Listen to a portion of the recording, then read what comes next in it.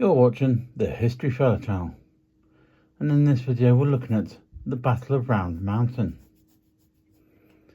The Battle of Round Mountain was the first battle in the Trail of Blood on Ice campaign for the control of the Indian Territory during the American Civil War that occurred on November the 19th, 1861. Its main purpose was to prevent Union supporters of the Creek Nation, led by Opothleyhola, from fleeing Indian Territory to the protection of Union forces in Kansas. The physical location of the battle is in dispute. Some historians believe it to be near Keystone, while others contend that it is near Yale, Oklahoma. The event is sometimes referred to as the Battle of Red Fork. Colonel Douglas H. Cooper, Confederate commander of the Indian Department, was then unable to reconcile differences with Opothleyhola, commander of a band of Unionist Creeks and Seminoles. Opothleyhola group was estimated to number about 1,700 people, and also included some Union supporters from the Comanches, Delawares, Kickapoos, Wichitas, and Shawnees. Cooper set out on November the 15th, 1861, with about 1,400 men, either to compel Opothleyhola's submission or drive him and his party from the country. Cooper's force rode up to Deep Fork of the Canadian River to find Opothleyhola's camp deserted.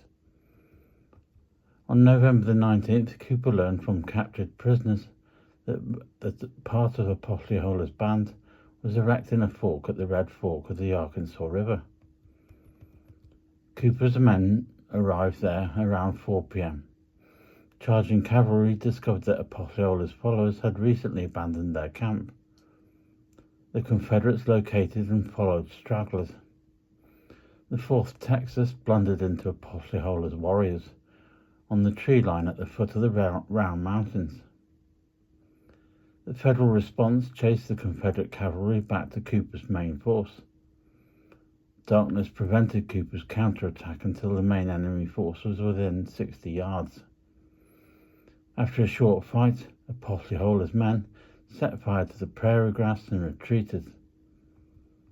The following morning, Cooper advanced on Opothleyhola's new camp, but found that the Federal forces had fled. The Confederates claimed victory because Opothleyhola had left the area. The Confederates captured abandoned supplies such as Opothleyhola's carriage, a dozen wagons, food, cattle and ponies. The Confederate loss in the engagement was 1 captain and 5 men killed, 3 severely and 1 slightly wounded and 1 missing. Opothleyhola's lost about 110 killed and wounded. This was the first of 3 encounters with Opothleyhola's Union bands and Confederate troops. The Unionists were forced to flee to Kansas after the Battle of Kushnala at the end of the year. If you found the information in this video informative, please feel free to give the video a like or a thumbs up, and maybe subscribe to the channel.